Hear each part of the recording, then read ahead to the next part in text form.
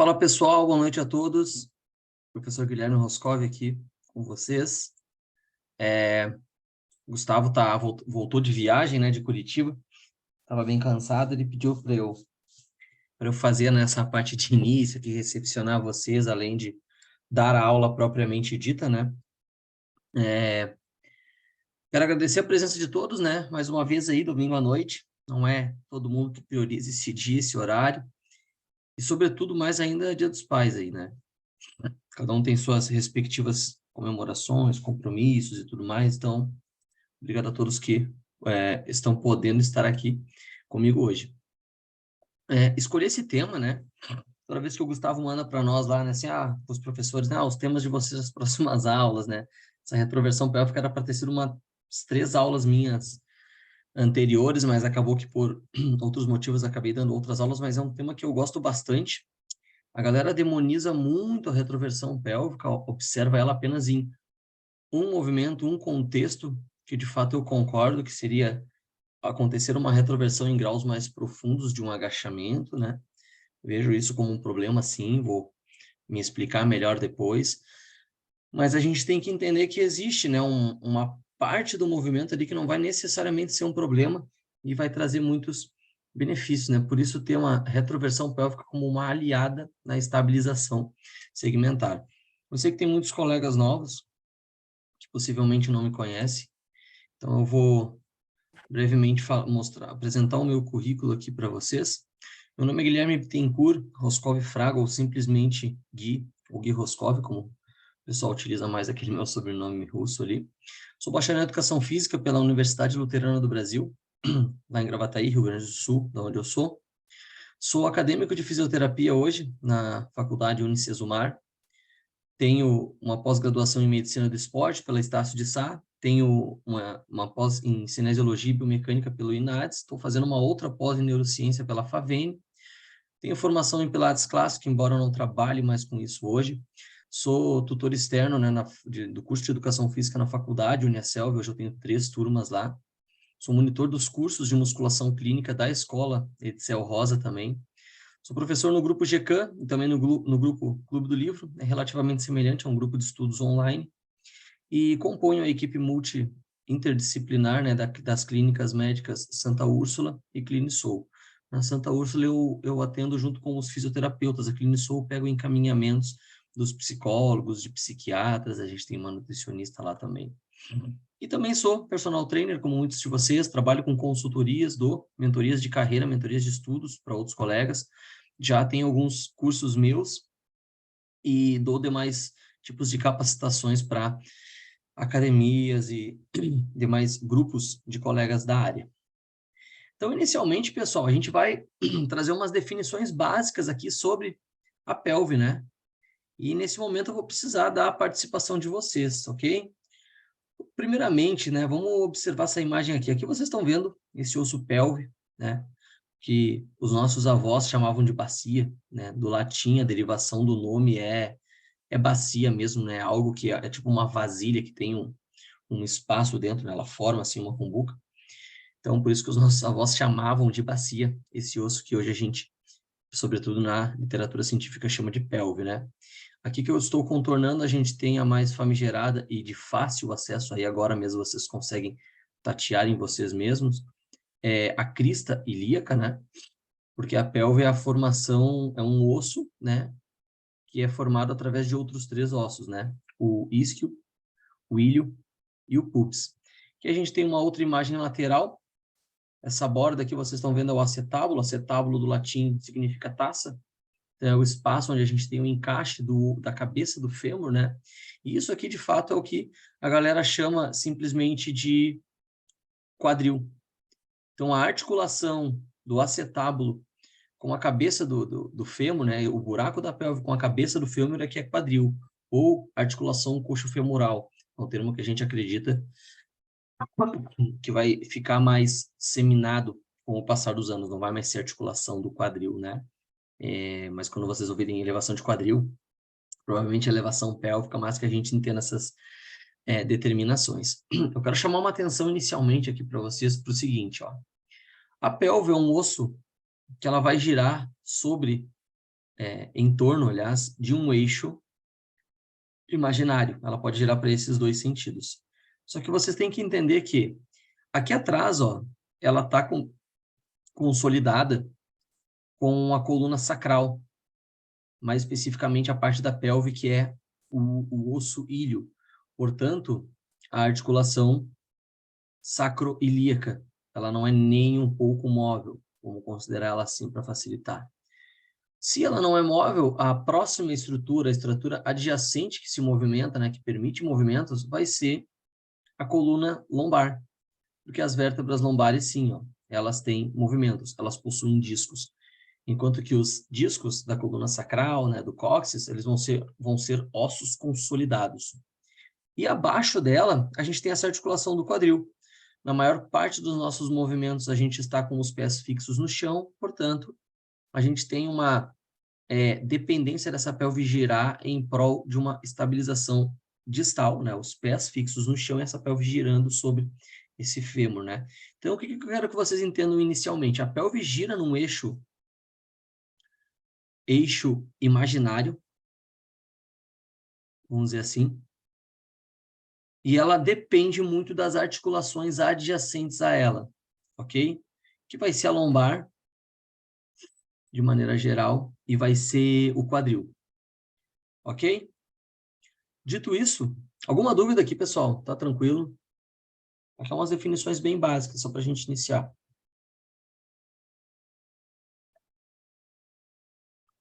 A articulação do quadril é relativamente simples, tranquila, de fácil entendimento, né? Porém, a articulação adjacente de cima, né, que a gente tem ali a lombar, e depois da lombar a torácica, depois da torácica a cervical, a gente tem várias unidades funcionais, né? Uma unidade funcional é formada por uma vértebra, um disco e outra vértebra. Essas podem ter movimentos, certo? Então, essas indicações que tem aqui, essa parte branquinha, ó, tá formando aqui, isso são os discos, né? Quem sabe aí como é que é o nome disso daqui, ó, que eu tô circulando aqui? Quem conhece?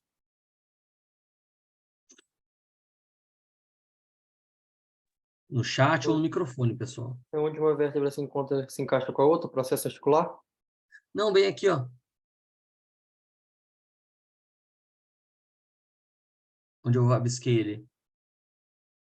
Aqui, ó. Entendi. Deixa eu ver o que tem no chat. Não é isso, Vitor. Bem simples, pessoal. Ah, extravasamento, no caso ali do núcleo pulposo. O Xavier botou, o Yankee falou também. É uma hérnia. É uma hérnia. Uma hérnia, pessoal, basicamente, é um extravasamento, tá? O significado da palavra hérnia é um extravasamento, né? Então, existem outros tipos de hérnia, né? Hérnia inguinal, hérnia umbilical, tá? E a hérnia é um extravasamento. Então, você tem que compreender que a biomecânica da coluna aqui, ela acontece da seguinte forma, ó. Se esse disco, ele se movimenta, essa parte anterior dele aqui, ó, sobre o outro, ou seja, uma flexão de coluna, porque isso aqui é a parte da frente da coluna, e essa daqui é a parte posterior dela, né? Se ele se movimenta, essa parte da frente esmaga ali o disco, ele tem o núcleo pulposo dele, que o Yankee falou, ele é projetado para trás, ok? E após repetidas e repetidas vezes, associado com uma série de outros possíveis fatores, sobretudo como o sedentarismo, vai causando uma hérnia, né? Ele vai extravasando o espaço natural que ele teria, até que se tem uma hérnia extrusa, e esses nomes vão variar muito de literatura para literatura, mas é pouco relevante porque a gente está falando aqui, mas para vocês entenderem. Uma coluna que é muito forçada, né, em flexão, ela vai posteriorizar o anel pulposo. Futuramente, ela pode vir a causar um herniamento posterior. Isso daqui que vocês estão vendo aqui no meio, ó, é a medula, né? É onde passam as raízes nervosas, e ali acontece a compressão, possivelmente fraqueza, algum tipo de sensibilidade nos membros inferiores. A gente tem o famoso nervo ciático ali, que é acometido muito comumente, né? Então, o grande problema da coluna é quando ela é forçada demais em flexão, Eu estou dando todo esse contexto inicial para vocês verem onde é que eu quero chegar lá na frente. E uma flexão de coluna, ela é acompanhada de uma retroversão pélvica, porque eu falei que a pelve ela gira em torno de um eixo e depende dos movimentos dessas articulações adjacentes. Em cima, lombar, embaixo, quadril. Quadril é simples, não tem muito que a gente vê agora, por isso que eu estou focando na lombar. Então, uma pelve numa retroversão, entenda, é geralmente uma retroversão, não estou dizendo que vai acontecer sempre, essa coluna está em flexão, esse disco está sendo posteriorizado. Com uma série de outros fatores, possivelmente isso pode vir a virar uma hérnia de disco posterior no futuro da pessoa. Basicamente é por isso que a retroversão é demonizada. Basicamente é por isso que estender coluna, empinar a bunda, Gustavo não gosta desse termo, mas às vezes é mais fácil da gente ensinar essa forma, mas empinar a bunda, estender coluna, é a maneira da gente fazer o contrário de uma flexão, ou seja, anteriorizar o disco. Os movimentos de Mackenzie, né, para quem conhece, né, são extensões de coluna, né? É onde a gente projeta esse disco, esse anel pulposo do disco para frente. Se a pessoa tem uma sobrecarga muito grande onde ele é posteriorizado, ela faz manobras, exercícios onde ele vai estar sempre sendo anteriorizado. Então, basicamente, você sabe o que é o mecanismo de lesão de uma hérnia e como é que ele está associado a uma retroversão pélvica. Tranquilo até aqui, turma? 10 segundinhos eu já passo o slide e continuo.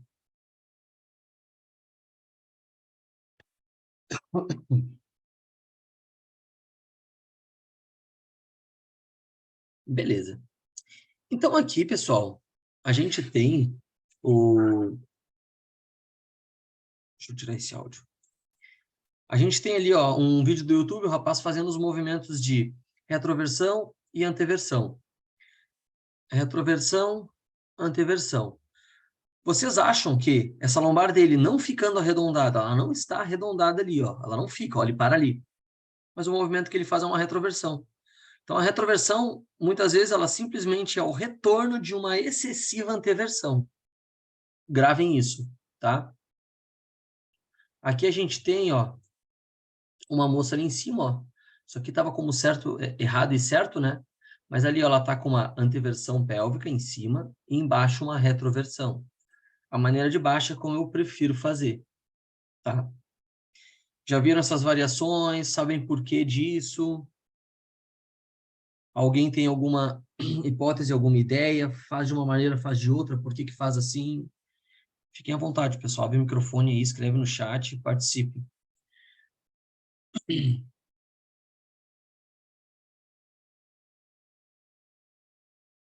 Ninguém? Ninguém faz prancha, gente?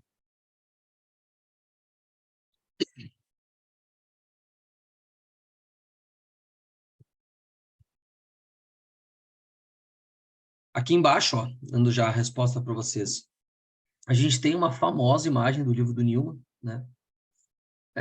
Mostrando, né, ali, ó, anterior tilt, né? Tilt anterior, rotação anterior, ou simplesmente anteversão pélvica, e os músculos responsáveis pela anteversão pélvica, que são ali os eretores da espinha e o ilho-psoas, certo?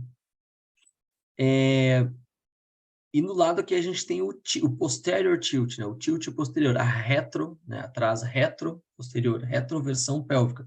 E os principais músculos envolvidos, ó. Reto abdominal, né? Oblíquo externo, glúteo máximo e posterior de coxa. Então vejam que o movimento de retroversão, lembra que eu falei que a gente tem o envolvimento de articulações adjacentes, uma em cima que é a lombar, uma embaixo que é o quadril. A gente tem músculos em cima, embaixo, na frente e atrás que vão participar dessas rotações, né? Um puxa de um lado para baixo, o outro puxa de outro lado para cima, tem um movimento. E o oposto, o de um lado agora puxa para baixo, o do outro lado puxa para cima, e a gente tem a outra retroversão ou anteversão, aqui nesse exemplo eu não discriminei, né? Mas já decorem de começo agora, ó, uma retroversão pélvica tem uma maior participação do reto abdominal e do glúteo máximo, ok? Pessoal, vou precisar que vocês participem agora, viu? Eu quero que vocês me digam por que que eu tô fazendo esse... Ai, por que que eu não tô dando aqui? Peraí. Por que desse meu movimento, desse meu exercício aqui? Quem já viu, quem já conhece, quem já viu postando no Instagram pode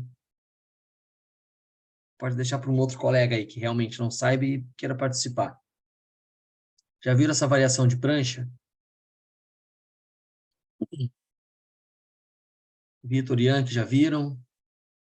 Alguém já viu? Vamos lá, pessoal, participem. Laila, Lucas.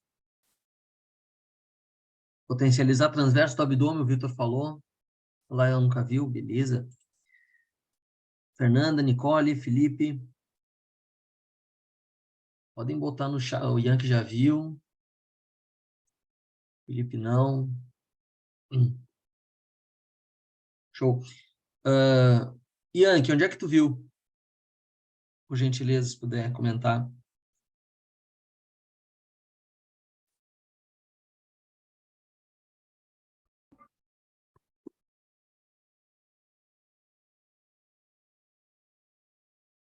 O Yankee tá tímido hoje.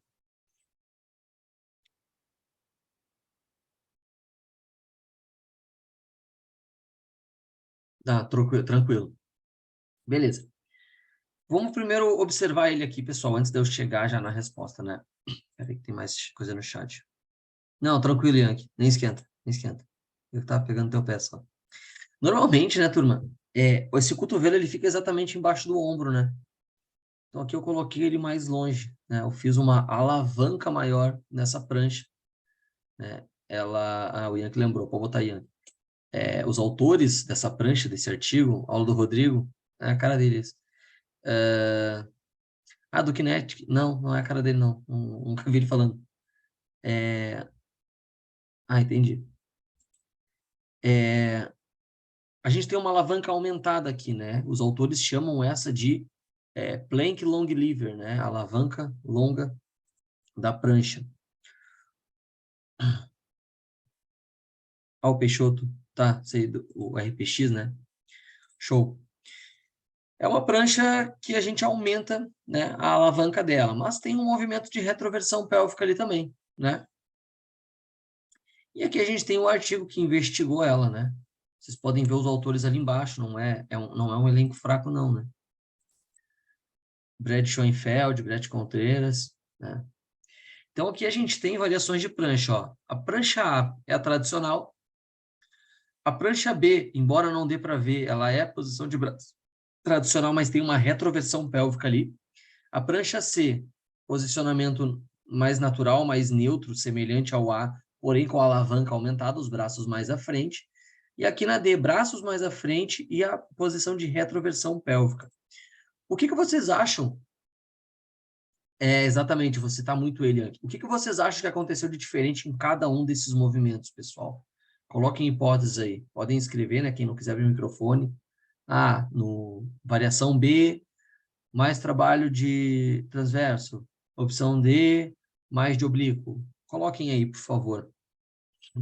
Interajam comigo, pessoal. Se ficar só eu falando aqui, a gente não vai aproveitar nada disso aqui. Coloquem o que vocês acham.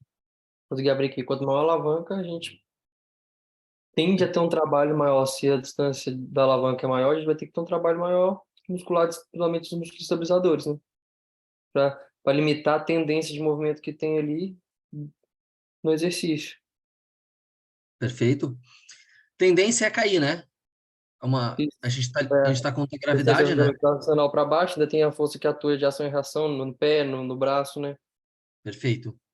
É isso. É isso. Então, a gente tem uma tendência ali, então, que é esse movimento todo desabar, só que a gente tem que entender que a gente está avaliando, ó, todo o segmento, né? Então, pode cair como? Joelho flexionando, essa lordose aumentando para uma hiperlordose lombar, com uma retração escapular, dá para cair, dá para descer, né? Dá para ir contra essa tendência gravitacional de várias formas. Só que as variações aqui, ó, B e D, elas estão fazendo uma força de retroversão, tá? Vocês acham que muda a seleção de algum músculo em específico, o trabalho de algum músculo específico por conta de usar uma dessas variações ou não muda nada? Alguma hipótese sobre? Lembrem que quando a gente flexiona mais o ombro, né, a gente flexiona, a gente sobe mais ele, que no caso é as variações C e D. A coluna torácica, ela tende a necessitar de uma maior extensão e puxar a lombar também em extensão. já vão raciocinando dessa forma. Então, eu vou ter uma tendência a ter a hiperextensão da coluna lombar junto com isso. Com o braço mais na frente, né, Yankee? Se pressupor o movimento, eu tenho que fazer o quê? O movimento contrário. É isso que Perfeito. as outras fizeram, né? É isso. É isso aí. Então, os braços mais à frente há uma maior tendência de extensão de coluna, ou seja, de aumento da lordose, portanto, variações B e D, eles estão fazendo uma força para retroversão.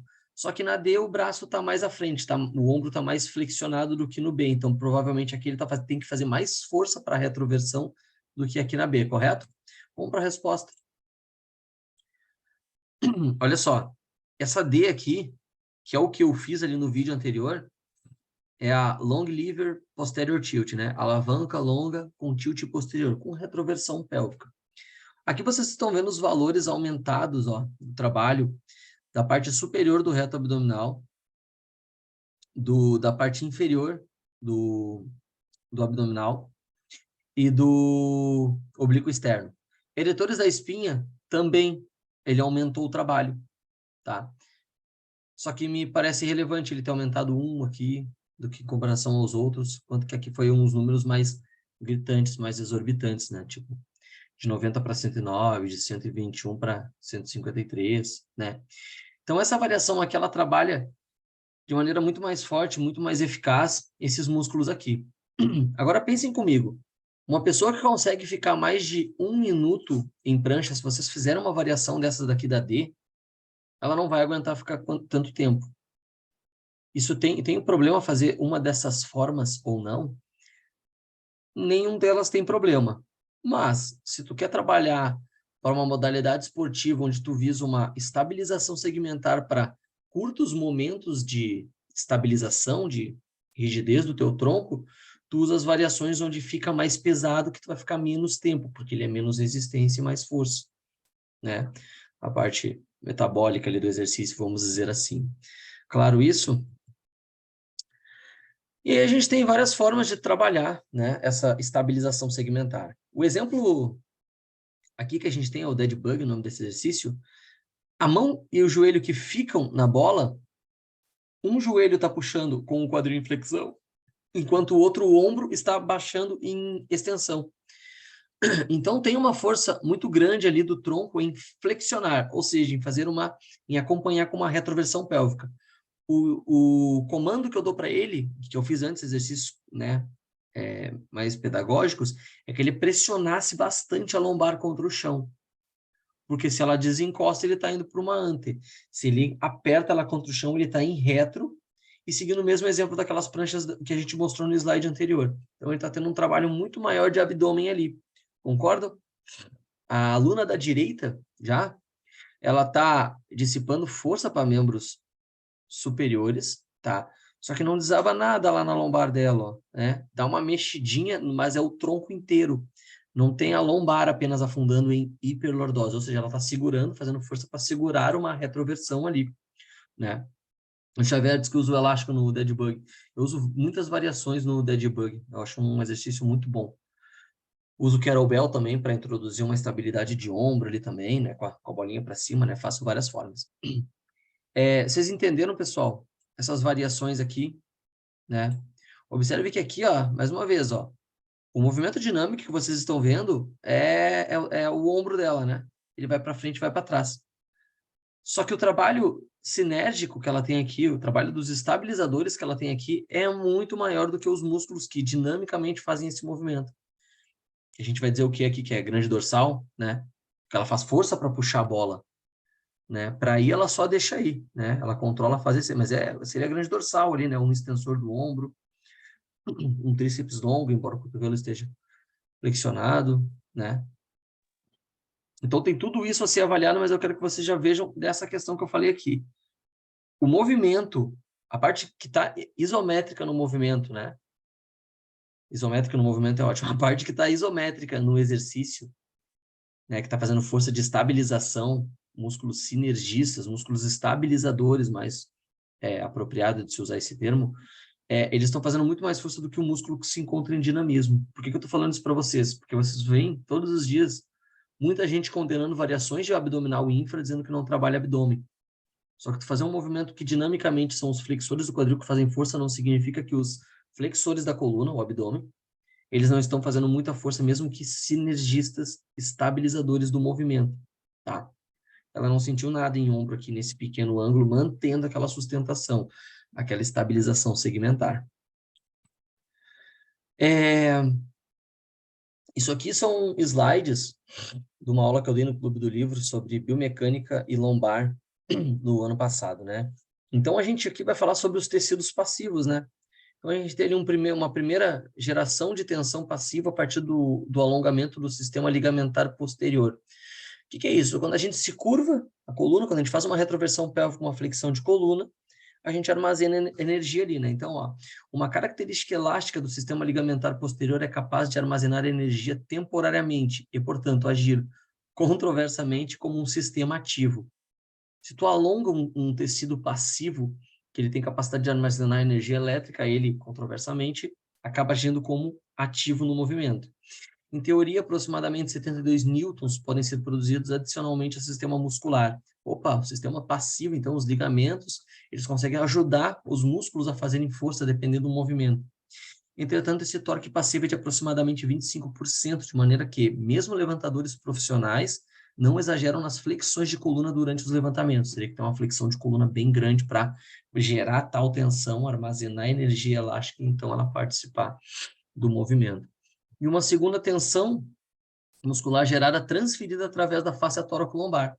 Então, a gente tem, né, a fáscia sendo muito comentada ultimamente e, sobretudo, ela criando, né, todo um sistema que conecta vários músculos uns aos outros, né? Então, aqui eu já estou quase chegando no levantamento terra, né? Ou possivelmente num agachamento, que é onde a gente visualiza e tem mais problema com essa retroversão. Então, ó, a fáscia tóraco-lombar é mais espessa e mais extensivamente desenvolvida em sua região lombar, né? A fáscia está no corpo inteiro, mas ela é muito mais grossa na lombar.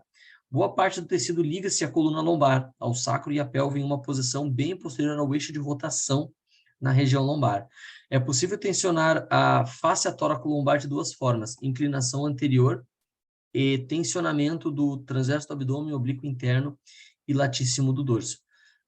Se vocês fizerem uma inclinação assim, ó, bem de leve, ó, forem assim para frente, ela já se tensiona por alongar. E se vocês conseguirem fazer contração no transverso do abdômen, não tem como, oblíquo interno, acredito que não tem como também, mas o latíssimo dorso tem, vocês já fazem o tensionamento dela, porque são todos músculos que se conectam, portanto, ao se enrijecerem, ao se tensionar, ao se contraírem, eles já vão tracionar ela também. E é a partir disso que a gente tem toda uma circuitaria que conecta vários músculos uns aos outros. Quando a gente pensa nessas estabilizações segmentares, aí com retroversão pélvica, movimentos mais complexos, que a gente vai chegar já já nos slides, a gente depende disso tudo para estar fazendo tal tensionamento, entendem? Fáscia dessa forma, né? Para quem não sabe, então, né, a fáscia, né, ela é todo tecido conjuntivo colagenoso fibroso que pode ser visto como elemento de uma rede de transmissão de força tensional para todo o corpo. Basicamente, uma imagem que ilustra muito bem a organização da fáscia, ela vai variar em cada tipo de tecido, tá? Cada tipo de tecido conjuntivo, mas basicamente um indivíduo mais sedentário ele vai ter um emaranhado, tá? Desses tecidos, dessas fibras da fáscia, tá? De maneira mais alinhada, de maneira a não ter essas produções de força benéfica que a gente quer ao longo dos movimentos do dia a dia, sobretudo em gestos esportivos. Enquanto que uma pessoa mais fisicamente ativa ou mais nova, ela vai ter esses arranjos muito mais delineados nas suas respectivas posições. Essas imagens é de um artigo fugiu o nome do cara, acho que é o Vleming, é um cara que trabalha com dissecação, muito artigo de dissecação, e aqui ele mostra todos os músculos envolvidos com a fáscia tóraco-lombar, né? Como que eles se conectam, né? Então, vocês estão vendo, a fáscia tóraco-lombar, ela tem 3 camadas, né? A média e a posterior, ela é a mais grossa, vamos dizer assim, né? E aqui vários conjuntos de músculos, né? Mostrando a participação desses. E aqui, essa imagem tem uma qualidade muito ruim, mas é só para vocês terem uma noção, ó, a densidade tá? Da fáscia. Olha só. Quanto mais embaixo aqui, mais densa ela é. E loose aqui seria frouxo, tá? Então, a fáscia mais superficial, ela é mais frouxa. Enquanto que a mais visceral, né, a mais profunda, ela está mais aqui embaixo, do lado, ela é mais densa, ela é mais rígida. A, a gente tem tecidos fáscia, né, no rosto, na face, tá? E ela é muito mais frouxa, seguindo aquela ordem da fáscia superficial. Entretanto, a testa, ela é mais rígida, né?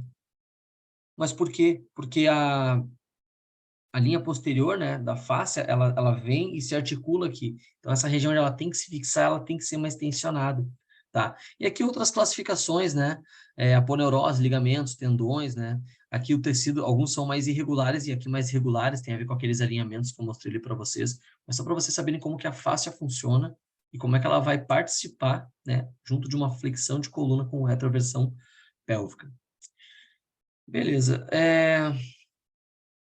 Alguém sabe por que que eu prefiro fazer o hip thrust, a elevação pélvica daquela forma ali?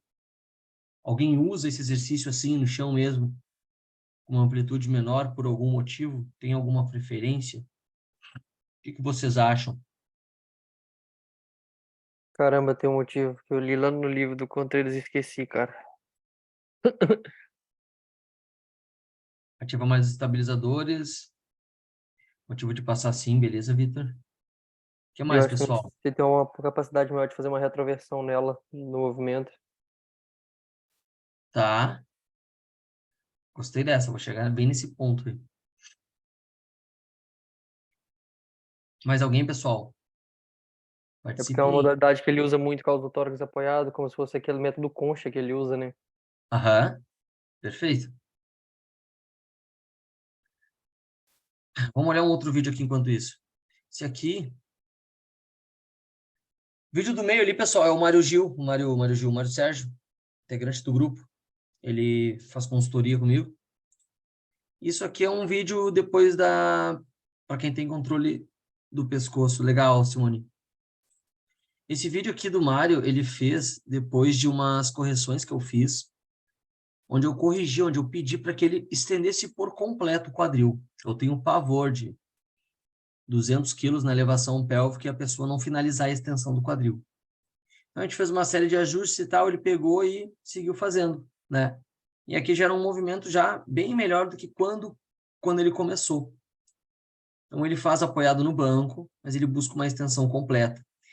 Ele não chega a fazer o método concha por completo, que o Yankee falou, que no caso é a cabeça lá, ó, olhar para frente, manter a coluna toda numa flexão para então finalizar esse final da extensão em retroversão. Mas é por esse motivo que eu ali no vídeo da esquerda, ó, faço dessa forma. Porque o meu motivo de fazer elevação pélvica é eu maximizar a ação do glúteo no final da extensão. Porque outros exercícios com ele num comprimento mais alongado eu já faço. Então a minha retroversão pélvica eu quero daquele jeito e eu quero fazer a extensão por completo em cima. Então eu sacrifico um pouco mais de amplitude para trabalhar com ela só no final, que é o movimento que eu quero trabalhar mais ele. Diminui a dominância cinética dos posteriores. Tem isso também, né, que o Xavier colocou. E agora esse outro vídeo aqui, pessoal, eu vou deixar com o áudio original para vocês escutarem. Isso aqui é uma capacitação que eu dei para uma academia, mas acho que vai ficar um pouco mais claro isso tudo.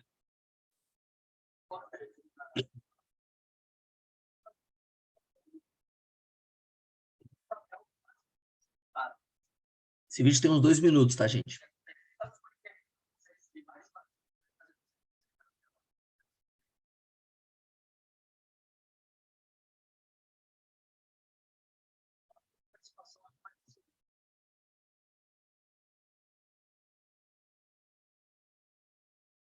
Ah, peraí, gente.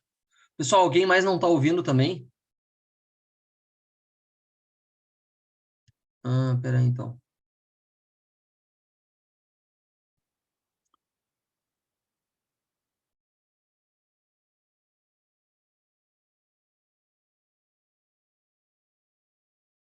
E agora, coloquem aí, por favor.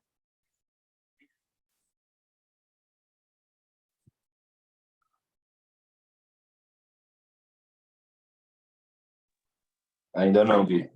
Não? Tá. Então, deixa eu tirar o áudio dele. Dá para aumentar, né? E agora?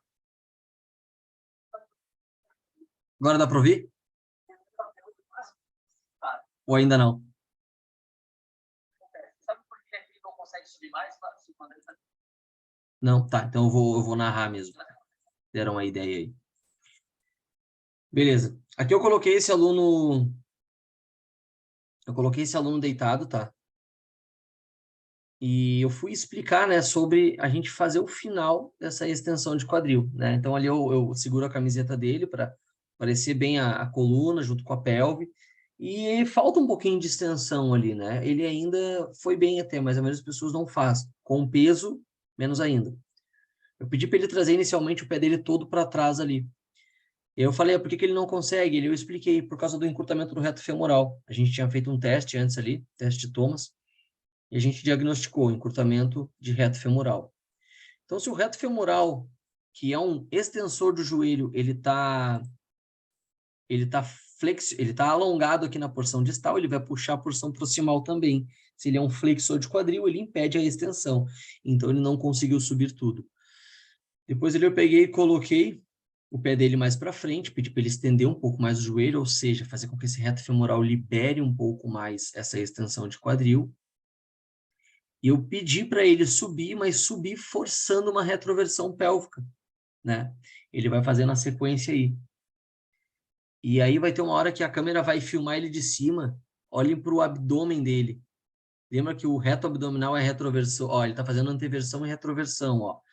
Retroversão, lombar no chão, anteversão, lombar sai do chão. Lombar no chão, retro.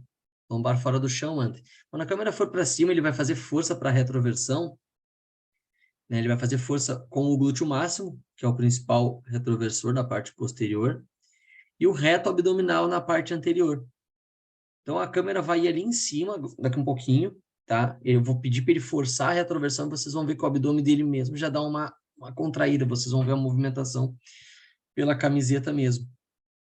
Aqui eu estou dialogando com eles, né, pedindo para eles me falarem, né, quem são esses músculos que eu já estou resumindo aqui para vocês.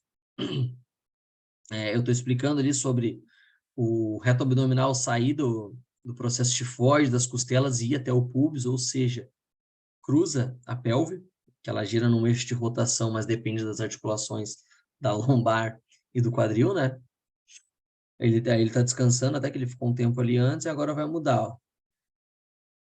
Aí ele vai subir, agora que vocês vão ficar olhando aqui, ó. Quando ele subir, eu vou pedir para ele forçar em retroversão para fazer mais o final da extensão do quadril.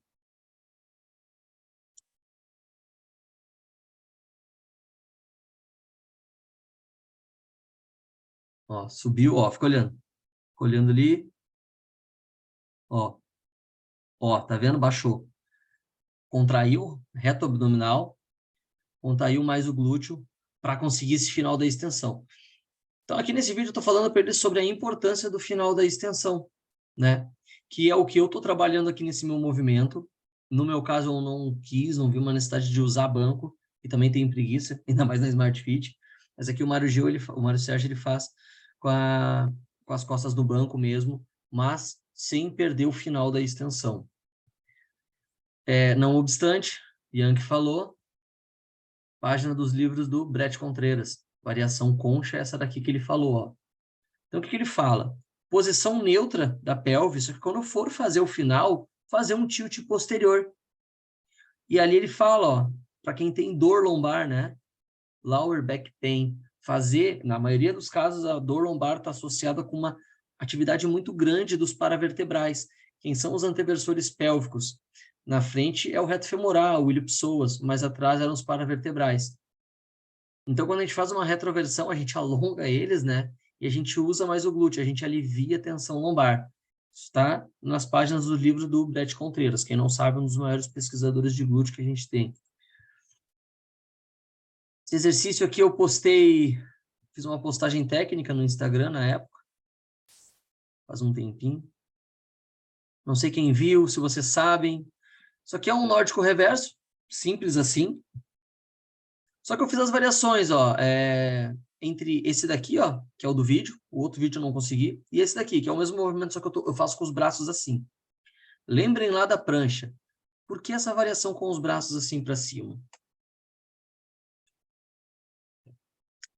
Falem aí, conversa um pouco comigo aí. Aí vai ter uma ação maior de toda a linha funcional anterior em si, não só a anterior, mas toda a linha funcional em si. Vai estar participando com essa extensão dos braços, vai ter um alongamento de musculatura peitoral, principalmente. Também, o que mais? Tendência de movimento de hiperextensão da coluna, você vai ter que bloquear essa tendência É isso, e, consequentemente, uma retroversão da pelve ali. é isso. Eu gero um movimento que puxa a pelve em anteversão. Porque o braço, para estar acima da cabeça, ele precisa que a coluna torácica estenda.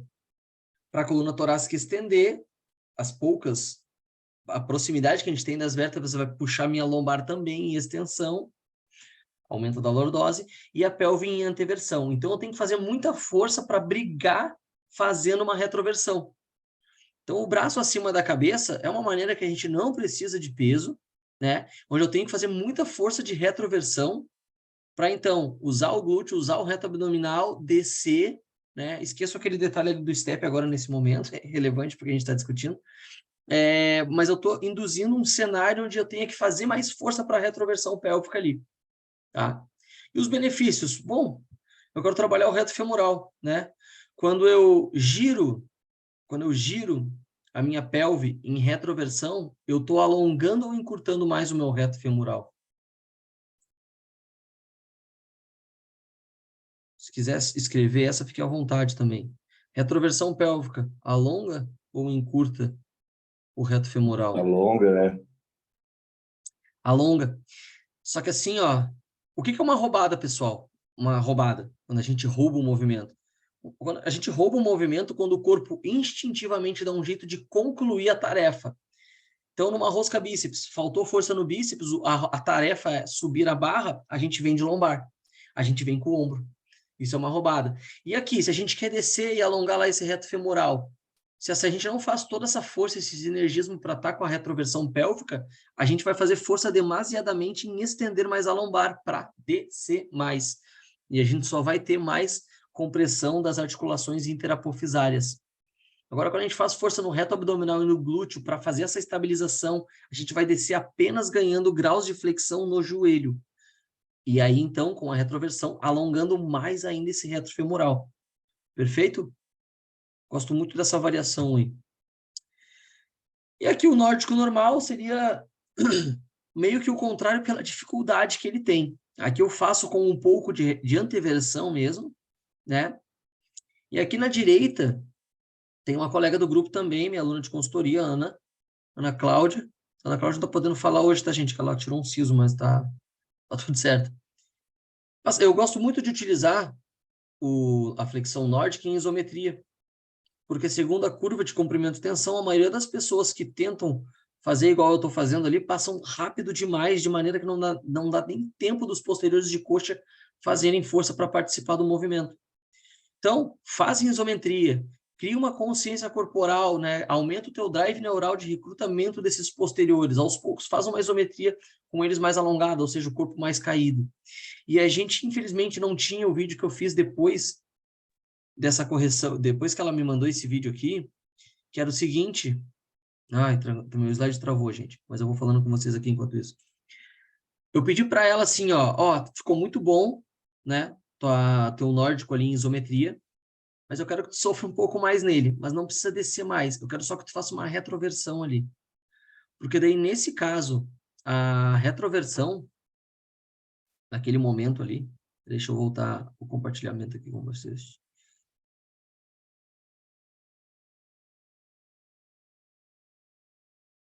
Tá aparecendo aí, né, gente? Tá aparecendo aí os vídeos do nórdico, né? Peraí. Sim, beleza. Valeu, Vitor. Porque se ela faz uma retroversão aqui, nesse caso, ela encurta mais o posterior. Mas assim, ó, na minha prática, eu sinto que ele trabalha muito mais. Porque se eu faço uma anteversão, eu faço muita força nos paravertebrais. E aí eu mascaro um pouco da participação. Eu elimino a participação desses posteriores. Certo? Isso aí não está na literatura, é vivência, tá, gente? Vamos adiante. E aí agora, né, os levantamentos básicos, né, como é que ficam? Eu preciso, antes de mais nada, falar para vocês aqui, ó, que toda essa defesa que eu estou fazendo em cima da retroversão pélvica, de maneira nenhuma eu apoio isso que eu faço no meu agachamento aqui, ó, que é uma retroversão que acontece lá no final do agachamento. Eu não apoio, eu não permito que alunos meus façam isso, né, para vocês não me interpretarem mal. Só que agora, nos últimos tempos, eu relaxei muito com mobilidade, alongamento, então meu agachamento melhorou bastante, mas eu estou fazendo um pouco dessas retros lá no final.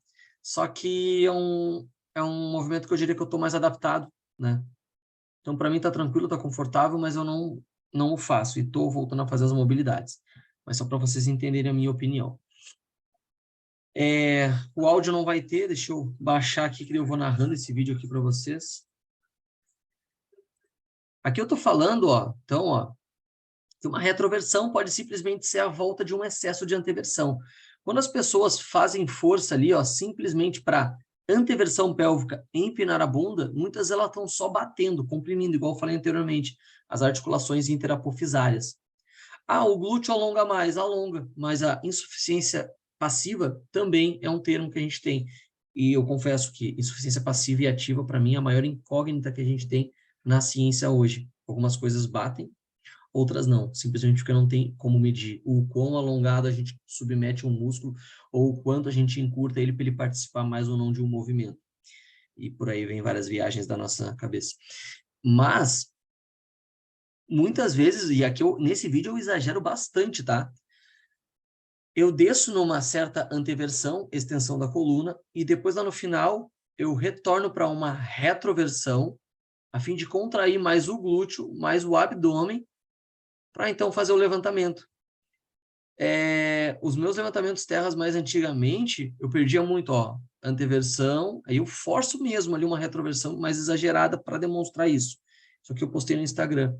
Aí eu falo ali que depende muito, né, de cada um, quanto ao grau de encurtamento e mobilidade, ó. Mas eu forço uma retroversão para sair aqueles movimentos daquela forma ali.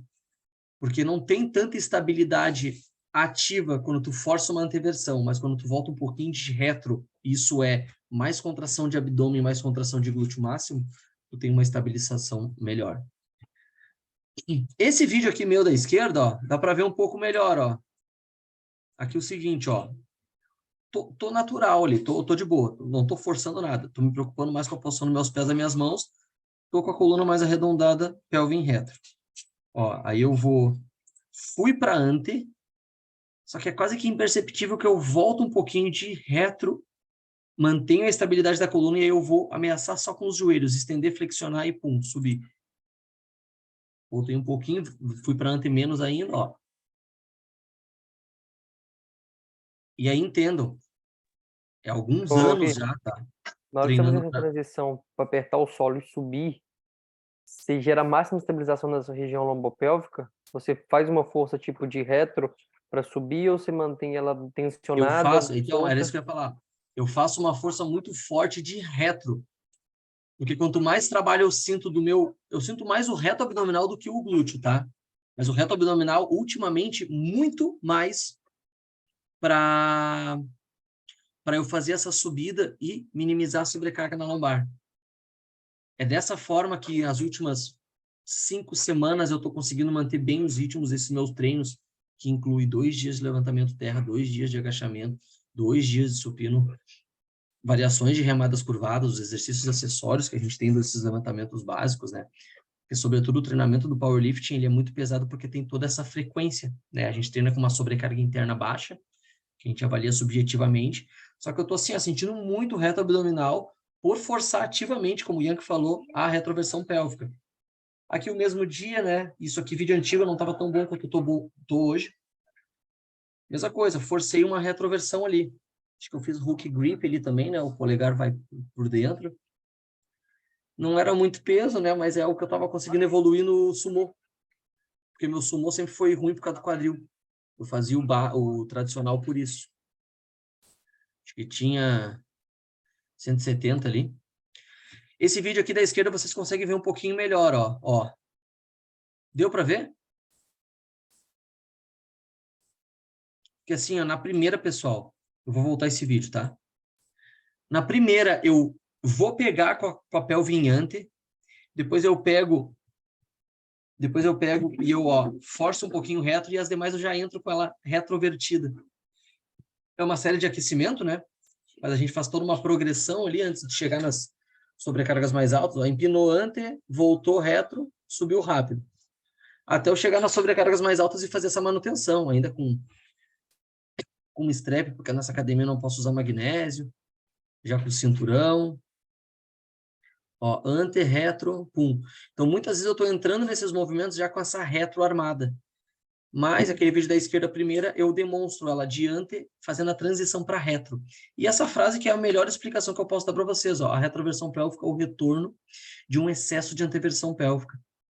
Um excesso de anteversão pélvica é um empinar a bunda, é uma compressão das articulações apofisárias. Quando a gente está no limite de algumas amplitudes, a gente tem muito mais atividade de tecidos passivos. Se tecidos passivos estão sustentando o movimento em várias posições, tecidos ativos, que são músculos, que estão menos participativos. Aí aqui tem uns 2 meses atrás, tá? Um terra sumô que era recorde para mim. 180. E aqui mais recentemente, ó, 175, mas uma repetição a mais, uma velocidade muito mais rápida, o quadril mais liberado. Já a pelve, a retroversão pélvica já entrando mais natural. Com a respiração, tá? Seguindo as diretrizes Kalassi-Roscoe. Vocês conhecem as diretrizes Kalassi-Roscoe? É as diretrizes da estabilização por meio da respiração da Narda Kalassi e do Guilherme Roscoe. Não existe, tá? Mas é que eu e a Narda, a gente troca muita figurinha sobre a respiração aplicada ao treinamento de força.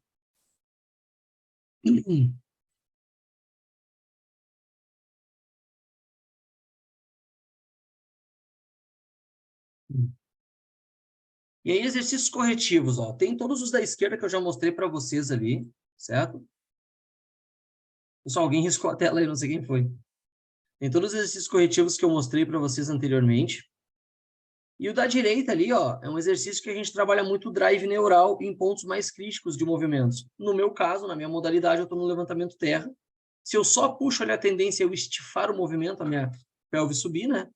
Mas não, eu sustento ela, não forço uma anteversão excessiva, forço o reto abdominal, o glúteo, para voltar um pouquinho de anteversão, que é o que a gente discutiu até agora, e é uma variação, né? E as demais, prancha long lever, né? Eu não sei porque tá nesses uns malucos aí, mas o da bola que a gente tinha antes ali, o dead bug, né?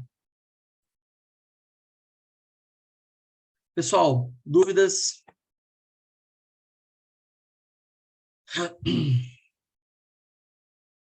Eu vou travar a gravação aqui, mas fiquem à vontade.